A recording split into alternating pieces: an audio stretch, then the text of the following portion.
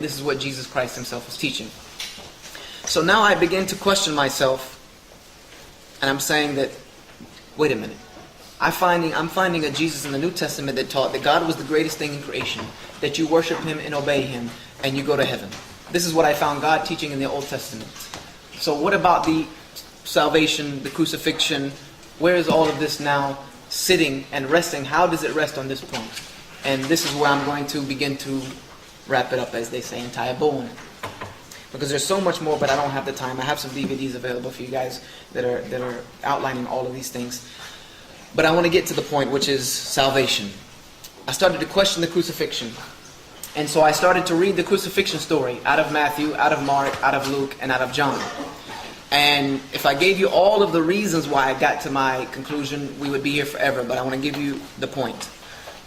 And I did not really realize the point in the beginning, first reading through the first 4 Gospels, because I was conflicted, because here is seemingly a Jesus who came to live a life and die on a cross and shed His blood for the redemptions of sins. There are implicit verses in the New Testament that said that this was Jesus saying that this is why I'm here, to shed my blood for the redemption of your sins.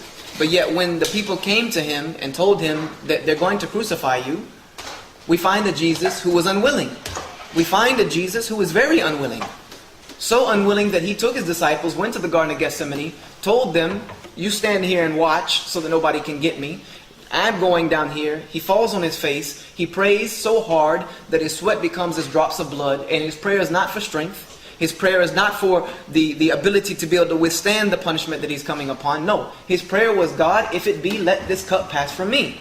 Meaning, God, don't let them crucify me. So I'm very conflicted now about this Jesus who was supposed to be crucified for the sins of humanity. Why is He reluctant to take this mission? And I couldn't figure it out until I started to read the writings of Paul, which I had read before, but now I'm reading them with a completely different frame of mind. And when I got to the book of Galatians, the light bulb turned on for me, and it all fell into place. First of all, I found out that Paul puts himself directly at contradiction with the teachings of Jesus Christ. Paul taught that the law, God's law, was not a method into salvation. He spends a lot of time doing this. That God's law was not a method into salvation, that it should not be followed, that it should be abandoned, and people who come into Christianity that are not Jews should not follow God's law. And he even writes a letter called Galatians, which is to the church at Galatia, and he begins the letter by saying, "Oh, you foolish Galatians, why are you still following this accursed law?" And all I could remind myself of was Jesus saying that whosoever shall break the least of the commandments and then teach people to break the commandments would be the worst or least person in the kingdom of heaven. But Paul says something very profound in Galatians. He says that Christ was crucified and cursed. He was cursed according to the law, in order to remove us from the curse of the law. For it is written, everything that hangeth on a tree is cursed. And he was quoting Deuteronomy. So I was like, wait a minute, why did Paul go to this length to explain this crucifixion as a curse to remove us from the curse of the law? So I started to read Deuteronomy and the Jewish law. And what happened was all of the light bulbs fell into place.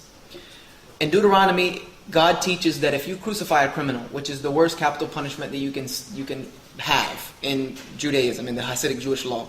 If you crucify a criminal, to hang them, but do not let them stay on the cross overnight. If they are not dead, you break the legs, you let them die, but you take them down that night and you bury them that night, for everything that hangs on a tree is cursed. And I talked to some rabbis and some Hasidic Jewish leaders, and they said that the reason why is because the person who is crucified as a criminal, according to God's law, they are cursed individuals in this life, and whatever's in the next life is not for them. They are done. These people will never see the kingdom of God. They are done. So this person is cursed. Yes, that's why it's there. And it all hit home for me. I now know why they wanted to crucify Jesus. I now know why Jesus did not want to be crucified. And I now know why crucifixion was not a method unto salvation. Number one, Jesus came to a people who were the children of Israel who had forgotten and completely abandoned God's true message. There was a group of them called the Pharisees and the Sadducees, which Jesus said that they were a murderous and adulterous nation. They had become so entrapped in the law that they completely forgot about the spirit of the law and the spirit of religion and having connection with their Creator. And they actually turned religion into a way to get rich. They were using religion in a way to subjugate human beings. They were making themselves prestigious and using the law to subjugate everyone else. And Jesus came to put that down. He came to knock them off of their pedestal, to show them for who they were, and to put people back on a level footing with God. And He himself even told them this. He even brought this to them many times. And He came to show the children of Israel that God's law was sent in order to help human beings live a life according to God's pleasure and to please Him, not for them to please themselves. And He did this with walking through the cornfield on the Sabbath and other things that He did. He was trying to show them this. And this was the problem of the Jews. This was the problem of the Pharisees and Sadducees. Is number one, Jesus was not the Messiah they were hoping for. Their Messiah that they were looking for was a Messiah that was going to come sit on the throne of Solomon and rule the world with an iron fist in the law of Judah. This was what they were looking for in a Messiah. But this was not Jesus. Jesus was renouncing the world at every chance He could get. And they did not like that. But Jesus was trying to explain to them that I have not come to bring you the kingdom of this world. I have come to bring you the kingdom of heaven, the kingdom of the hereafter, to take you to paradise. That's what I have come to do. But they were not trying to hear that because they had become so attached to this world that they did not want to leave it. That this was the only way they could find success was in this world. That wasn't the worst crime though. The worst crime that Jesus committed was that He challenged the status of those who were in authority. He challenged their position. He challenged their system. He challenged the status quo of the day of the people who were using the law to subjugate human beings. And I don't care what your message is. I don't care how good of a message you have. I don't care how good of a human being you are. The moment your message becomes a direct threat to those in authority, to those who are using their power and their prestige to subjugate human beings, you will become public enemy number one. I don't care what your message is. And Jesus put Himself in this position. So what happened? They had to get rid of Him. They had to get rid of Him. Jesus had to go. So if you look at through the New Testament, the first 4 Gospels, there are many places where the Jews tried to trap Jesus in His own words in order to get Him to look like a fool, in order to disgrace Him in front of the people. And many times they even tried to get Him to put Himself at direct odds with the ruler of the day, who was Caesar. When they came to Him one time, they asked Him, and they tried to trick Him, they asked Him, should we pay taxes to Caesar? Had Jesus said no, that's capital crime. Automatically, Caesar would have chopped his head off on the spot. What did Jesus say? He tricked them back. He said, give to God what belongs to God, and you give to Caesar what belongs to Caesar. And they were very angry. There are many times they tried to trap Him with His words, but they were unable to do so. So what they decided to do was, not only should we get rid of Him, not only do we need to get rid of this guy, but they could have killed Him. They could have just killed Him. Jesus had no tribe. He had no lineage. He had no father, for goodness sakes. He had no one to support Him. So they could have just killed Him and gotten rid of Him. But that would not have killed His message. What they wanted to do was discredit Him and His message. And there was one sure way to do that. They figured out one sure way to get Him discredited was to crucify Him. Was to crucify Him. Because they knew if we can crucify Jesus as a criminal according to the law, and crucify Him according to the very law He's saying that He's coming to fulfill, we can now crucify Him as a criminal according to it, and curse Him as a criminal according to it. He will look like the biggest fool on the face of the earth. So this was the goal. Get Jesus crucified. And there were different ways to do that. They started saying that, number one way, they started saying that He was calling Himself the King of the Jews. And He was saying that He was the King of the Jews, and that directly put Him at threat to Caesar's rule. Because it was not necessarily Him calling Himself God or the Son of God that got Him crucified. Because the person who went on the cross, when they nailed the sign above the cross, what did it say? Did it say, here lies the Son of God or God in the flesh? No. They said, here lies the King of the Jews. This was the biggest crime they were pushing against Him. And they were using some of the things He said to deduce that He was putting Himself at a divine nature with God, which is a capital crime under the Jewish law. And when they went to Pilate, they took these threats to Him. And even Pilate himself, after inquiring about Jesus, he said, I don't see any fault in this man. What do you want me to do with Him? What was their response? Crucify Him. You must crucify Him. This is the only way we can get rid of Him and His message. You have to crucify Him. And when Jesus found out that they were going to crucify Him, What did he do? He went to the Garden of Gethsemane. He fell on his face and he prayed for God to remove him from this mission. He said, do not let them crucify me. I know why. Because Jesus understood that if they crucify me, they'll never believe in me. You have sent me only, Jesus was only sent to the lost sheep of the house of Israel. That's a very important fact. He was not sent to anyone other than the lost sheep of the house of Israel.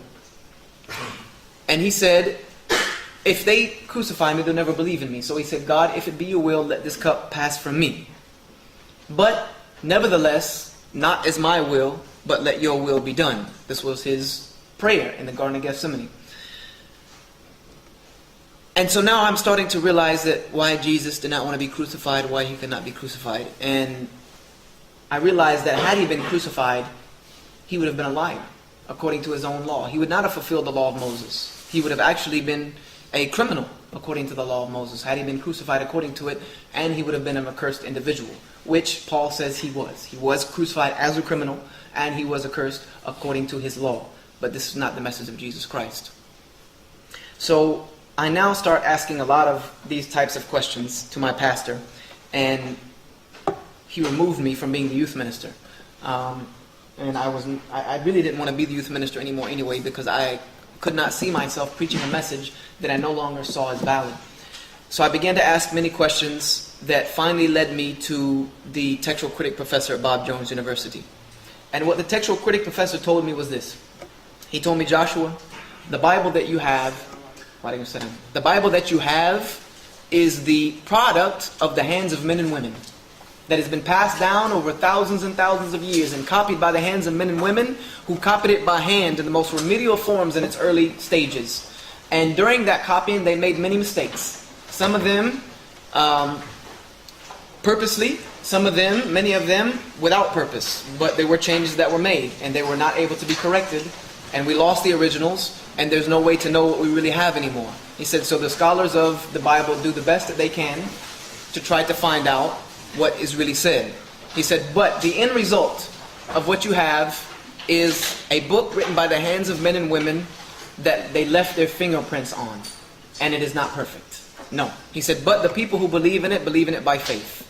And it is that faith which takes them unto their justification and salvation. And it is that faith alone, without the capacity of reason, that leads one to salvation. And this is where I stopped him. And I said, you know what? I'm not going for that anymore. I'm not going for that anymore. I said, number one, because God gave me an intellect for a reason. He created logic in human beings for a reason, to understand the world around them, and that logic should indeed, again, make them understand Him. I said, number two, God is perfect, right? He said, yes. I said, therefore, everything emanating from Him should be perfect. His prophets should be perfect. They should show us the right way to live a life, not the wrong way. His book should be perfect. And the prophets of the Old Testament are not perfect. They did not show us the right way to live. They showed us the wrong way to live. The book that I have in my hands is not perfect. The religion you're telling me to believe in is not perfect, because it does not agree with the same logic and reason that God gave me to understand Himself. Therefore, it cannot be from God. And I left Christianity at that point. And I said that I believed in God. There was no fool in his right mind who was going to get me to deny that the Creator existed. The world around me was enough evidence for the existence of a designer. But I did not know the right way He wanted for me. So I started to study other religions. I studied Hinduism, Buddhism, Taoism, Judaism, Wiccan, Bushido, everything I could get my hands on that had any type of religious tint to it, I studied it. And what I found was much of what I found in Christianity. Because there was one there was one thing that I wanted. From now on, there was only one way I was going to accept another religion. And that was, it had to come with proof that was just as perfect as the religion says it is. Because my grandfather told me something when I was young, and I remembered it. He said, young man, the truth always comes with proof. Therefore, if someone says they're telling you the truth, ask them for some proof. So I asked for proof in these religions. I asked the proof from Hinduism, Taoism, and what I found was none of the proof that was perfect. All of them had their proofs that they said, you believe this, you believe that. But when you boil it all down, every other religion always had to come to the point that you just have to